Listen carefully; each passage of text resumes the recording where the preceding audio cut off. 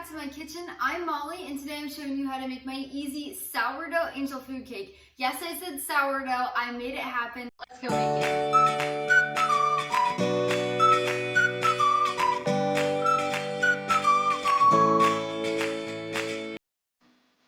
You may be wondering, why the heck would we use sourdough in an angel food cake? It's not to rise it, it's simply to give it that sourdough tang. It tastes so good, it's still light and fluffy. You fold it in at the perfect time. I'll show you how to make this. To get started, we have to preheat our oven to 325 degrees Fahrenheit. And then you're gonna want to grab a tube pan, an angel food cake pan. If you don't have one of these, you can also use just 2 round cake pans. Now, this is not what everybody does, but it will work just fine. No matter what kind of pan you use, do not grease it. When you grease an angel food cake pan, whether it's this or just a regular pan, when those egg whites are trying to rise in the oven, it will slip back down because of the greasing. So do not grease any pan you're using to make this recipe. So we're gonna set this aside, and then to get started, we're going to grab our blender. So first we're going to blend up some sugar. Now this is so important. Do not use any kind of powdered sugar. You have to have a super fine sugar that we blend and sift. So this step is not optional, it's extremely necessary to get that light, fluffy angel food cake. So we're gonna plug our blender in, and then we're going to add in half of a cup of pure cane sugar. You could also use granulated regular sugar. And then we're also going to add in 1/4 of a cup of light brown sugar. Now you might be wondering, what the heck? I've never seen that in angel food cake before. It is such a fun way to add a little bit of a rustic feel to this angel food cake. It also adds a little bit of moisture, and it adds that delicious molassesy flavor. You are going to love it, and the reason why it works is we're blending it up so it becomes super fine as well, and then we're gonna sift it so it doesn't weigh down our cake at all. So we're going to put our lid on, and we are going to blend this for about 30 seconds until it looks like fine sand, so almost like a powdered sugar. So that's what we're gonna do now. After it gets going, you wanna make sure you shake it up. That way everything gets ground at the same time, and there's no extra clumps. Now, you open this up and just take a peek. There's a lot of dust. All right, now that we have this blended, we are going to grab a fine mesh strainer, so you can use any size. If you only have a small one, that's totally fine. You'll just use that. But I have a big one. I'll link mine down in the description below. But I also have another bowl. So you're just gonna grab some kind of bowl and a strainer, and then we're going to pour this through it. This just catches any lumps or any pieces of sugar that are still pretty large. Once you have all of that in there, so we're just going to do this to get it through. Just gonna tap it. This will sift all of it through, so that way it's very fine and it incorporates in our egg whites to make our meringue. It's very important to do this step. When you've got it all sifted through, then you will see there's a lot of granules in here still, at least for mine. And then it leaves us with all this finely powdered sugar. That's exactly what you're looking for. Now we're just going to set our very fine sugar to the side. And then we're going to grab another bowl, so I like to use a very large bowl, a hand mixer or a stand mixer with a whisk attachment. And then we're going to add in 6 egg whites. These need to be room temperature. And the egg yolks that you save, make sure you don't throw those away. You can keep them in your refrigerator for a few days, and you can use that to make chocolate pudding, a custard. You could even make it for like little lemon bars, or like a lemon curd to put on your angel food cake. Don't throw them out, you can use them for many things. Leaving your egg whites sit out for about half an hour up to 2 hours before you make this recipe is very important. You wanna make sure these egg whites are room temperature, because a cold egg white is gonna be a little bit harder to whip up compared to a room temperature one. So next we're going to add in half of a teaspoon of cream of tartar to our bowl. If you don't have cream of tartar, no worries. You can use half of a teaspoon of distilled white vinegar or half of a teaspoon of lemon juice. Both will work just fine. Now that we have our egg whites and cream of tartar in here, we're going to plug in our mixer, and then we are going to whisk this on low speed for 1 minute until the egg whites are a little bit foamy.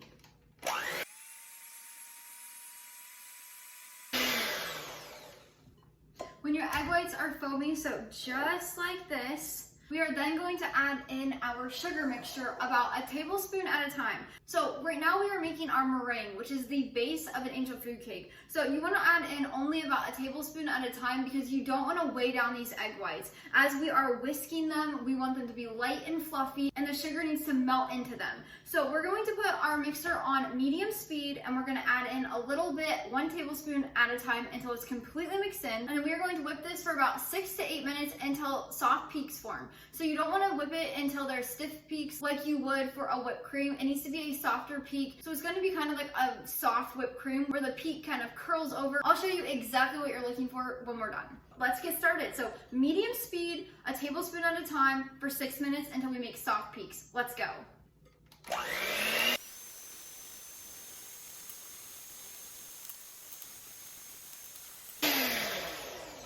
As we're getting closer, you'll want to just check out how thick it is. So this is not ready yet, so we're just gonna keep going. Almost, just like 1 more minute. All right, let's check this. Do you see how it kind of like bends and goes over? That's exactly what you're looking for. You're looking for your peak to kind of go out and then kind of bend. So you want it to be thick enough where it can actually stand up, but also you want it to bend a little bit, because if it was a stiff peak, there would be no bending, as you see here. So our meringue is done.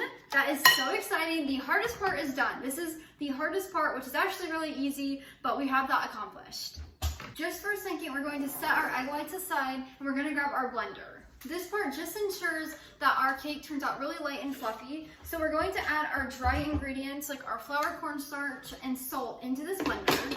So we're going to add in 1/4 cup of all-purpose flour, as well as 1 tablespoon of cornstarch or arrowroot powder. This combination of cornstarch and flour creates a cake flour. So if you have a cake flour, just go ahead and use 1/4 cup of that and eliminate the cornstarch. But for everybody else, we're just going to do 1/4 cup of all-purpose flour and 1 tablespoon of cornstarch to make that. And then finally, we're going to add in 1/4 teaspoon of sea salt. This just flavors our cake. And then we are going to do the same thing we did with the sugar. So we're going to add this on, and we're going to blend this for about 30 seconds until it's just mixed together and fine. When we're done with that, we're going to grab our bowl that we had our sugar in, and we're going to grab our strainer once again. And then we are going to just sift this through. It just makes it really light and airy for when we add it into the cake. And make sure everything is out of here. And we're going to just tap this and sift it through once again. And then any little granules that are left over, you can just toss out. Now our flour mixture is ready to put into our egg whites. So let me just clean up here really quick. We're going to grab our egg whites and our flour mixture that we just did. Now we are going to add this in with a spatula. Do not use an electric whisk of any sort to combine your dry ingredients into your egg whites. Our meringue is very fragile. So we're going to add this in about 1/3 at a time. So add in about 1/3 of the dry ingredients. And then we are going to fold this into our egg whites. To do that, you're just going to scrape around the side of the bowl and then put your spatula down through the middle and repeat. That's how you fold something into your batter. Once it's folded in, we're going to add another 1/3. We're going to scrape down the middle, scrape down the middle. That's how we're folding this in. You want to have a very gentle hand as well. And then finally, we're going to add in the last 1/3, and we're just going to fold that in again. You will see the egg whites starting to soften. It won't be as thick of a peak. That is exactly what you want. It's totally normal. It's going to be a little bit looser than before just because we're messing with it and adding in a flour. Okay, once you have your dry ingredients mixed in, we are then going to add in 1 teaspoon of pure vanilla extract, not the imitation. So add that in. We're going to fold that in here gently again. This just adds a lot of flavor and makes it so delicious. Ooh, you can smell it. It smells so good. And then because this is sourdough, so if you don't have a sourdough starter but you want to make angel food cake, you can just eliminate this next step. If you do have sourdough and you want to add it in, this is how you're going to do it. We have 2 tablespoons of sourdough discard in here, not fed starter, so this is unfed starter. And it's at room temperature, so when you get your eggs out 30 minutes to 2 hours before you make this recipe, you need to get your sourdough discard out as well. So it's unfed starter, just get it out of the fridge or out of your jar, just let it sit on the counter until room temperature. And then we're going to add this in and fold it in gently. It is very important to fold this in super gently. So we're just gonna add this in. Again, this just adds a slight tang and makes it super delicious. It adds some flavor. So we're just going to fold this in as gently as possible. Again, just scraping and down the middle, scraping and down the middle. It took a lot of trial and error and research to get this recipe just right with the sourdough, because of course, when you put more flour or a heavy substance into a meringue, it's going to break it down. But that's why we only add a little bit and we do it right at the end. Once we have our sourdough discard incorporated, we're then going to grab our tube pan or whatever pan you're using. You could also do little cupcakes if you wanted, but again, no greasing this. We're gonna pour our batter in, or our meringue, I should say, very gently. Now, once we have our meringue all in here, we're then going to use our spatula to smooth it out. You want it to be pretty even in here. Then after you have it smooth, so I'll show you really quick. So it's smoothed in there. Now what we're gonna do, we're gonna take a knife and you're just gonna kind of do circular motions around this to get any extra air bubbles out. So just like this. And then just make sure you smooth it out just if it gets a little bit messy. And then what I like to do, I like to grab a napkin and I like to just kind of clean up in here so there's not a whole bunch of mess. All right, so this is what it looks like right before we put it in the oven. So as you can see, it's about half of this. It's because, like I mentioned earlier, this recipe is for half of an angel food cake. So instead of using 12 eggs, we only use 6. And I did that for a few reasons. It's really expensive and kind of hard to use 12 egg whites, and also a large angel food cake can be really big, so it's nice to have a smaller one, which is what I did for this recipe. Now that we are completely done assembling our angel food cake, we're going to stick it in our preheated oven to 325 degrees Fahrenheit, and we're going to bake this for about 40 to 45 minutes. We will know it's done when the top is golden brown, it's puffy and risen, and when you stick a toothpick in the middle, it comes out clean. So let's go put it in the oven, and I'll meet you right back here when it's done baking. Just a quick tip, try not to open up your oven while it's baking. You do not want it to deflate, so just keep it in there. Use your oven light to check on it if you have one. If not, just wait until the 40 minutes are up and then check it. Now that our sourdough angel food cake has baked, it looks just like this. Looks amazing. I tested it with a toothpick and it's perfect. It's baked completely. So as soon as this comes out of the oven, you're gonna want to turn it upside down. No matter what kind of pan you have, you want to turn it upside down on a cooling rack. Well, it's cooling upside down, it will naturally pull down and make it even fluffier and bigger. So we're gonna let this cool for 1 to 3 hours. 1 hour should be completely fine, but if it's not cooled yet, you can do up to 3. But I'll see you back here in 1 hour. Now that our cake has had an hour to cool, we'll turn it over, and then what we'll do next is you can take a butter knife, you could take a skewer, but then we're going to loosen it around the side of the pan. So we're just gonna take our knife and we're going to put it right on the side of the pan between that and the cake and gently loosen it. And then once you have the outside loosened, then you're gonna, if you're using a tube pan or an angel food cake pan, you're going to do the same thing around the cone. Once you've got your cake loosened, then you can turn it over. Sometimes you can just pound on it and it will come out, but I found that I have to use my fingers to kind of pry it out of here, just gently, do it very gently. And then you're going to grab a cake stand or a plate or whatever you want to use, and then you're gonna flip it upside down, so just like that. And our cake is out.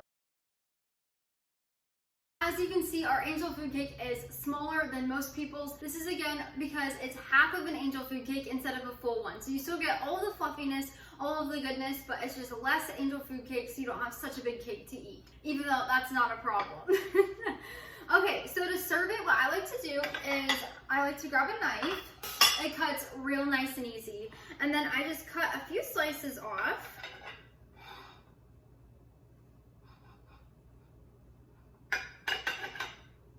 I'm gonna cut 2. My husband and I will each have 1. And then I just use a spatula to put them on here. It is so soft and fluffy. And then I love adding a little bit of fresh whipped cream. So I just whipped this up. I have a whipped cream recipe here on YouTube and over on the blog. So I just like to do a dollop of whipped cream on the top. And And then of course, some fresh strawberry glaze. This recipe I'll have linked up here somewhere. It is so simple and easy. It's made without food dyes. It is the best, even better than store-bought. So I like to just put a little bit of my homemade glaze on here. It almost makes it like a strawberry shortcake. It is amazing. Let's give it a try.